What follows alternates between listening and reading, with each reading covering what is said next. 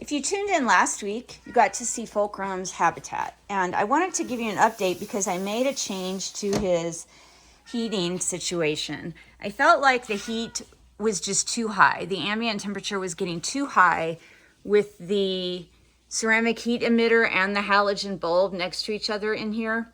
So I removed the ceramic heat emitter. So now all he has during the day is this UVB light bar and a halogen bulb that just shoots down on these rocks. And I'm about to turn them off. His routine so far during the day, since I made the change, has been to stay in his hide back there.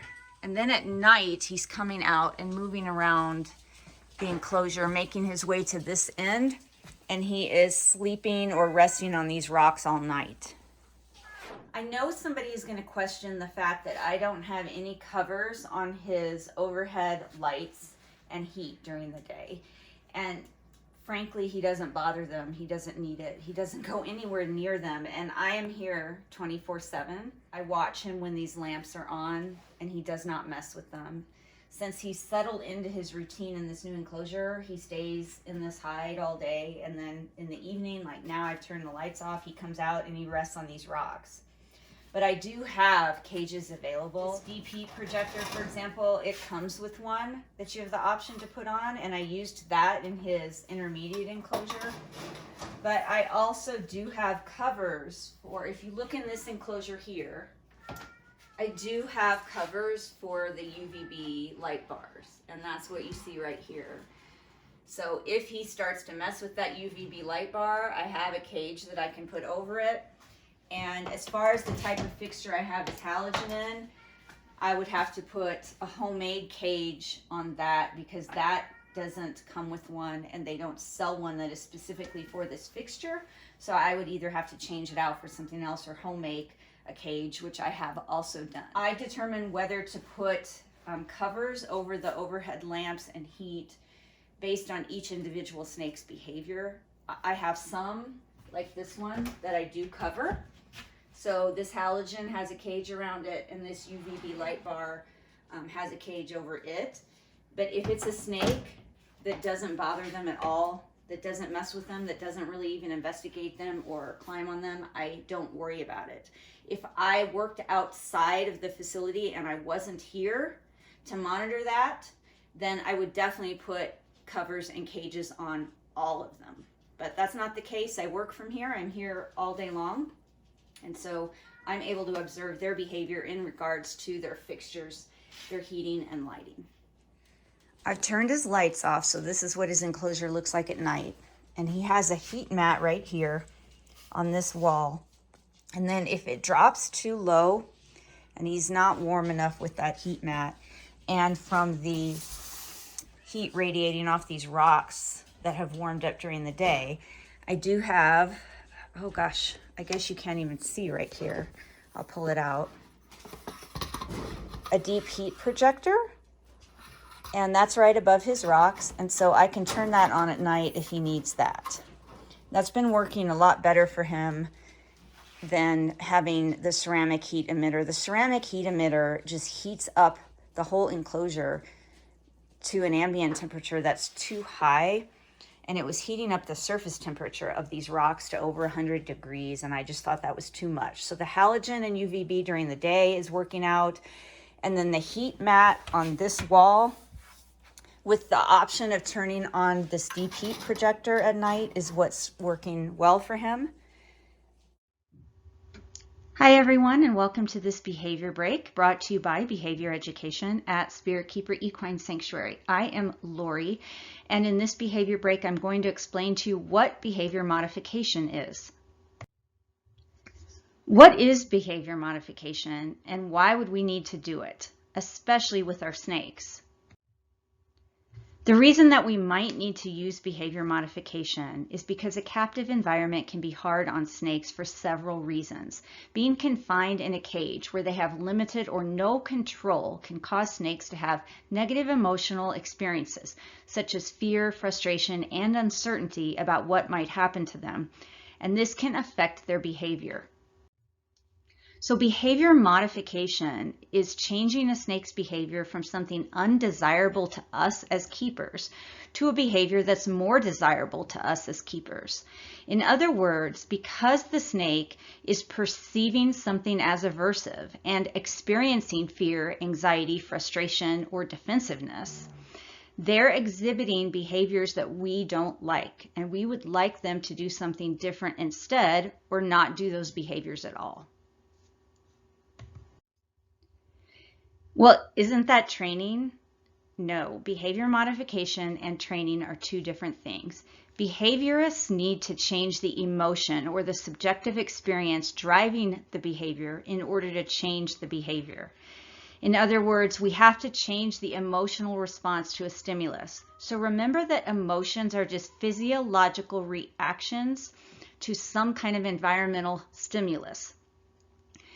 Feelings are something different. Those are subjective labels that we put on emotions.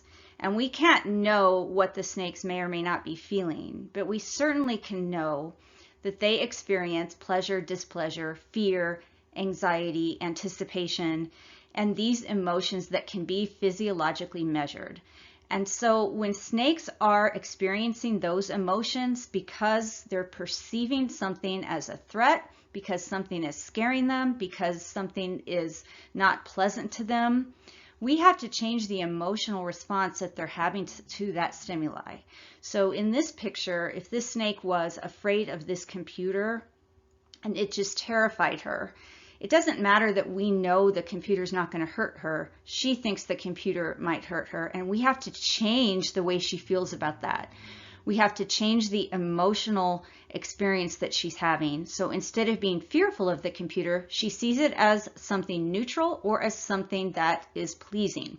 Maybe it's fun for her to crawl over the keys and feel the texture on her belly. Maybe it's fun for her to climb over the top of the screen. So we just want to change the experience that she's having from something she perceives as bad to something she perceives as good. And that's what behavior modification does. Training just teaches an animal to perform a behavior.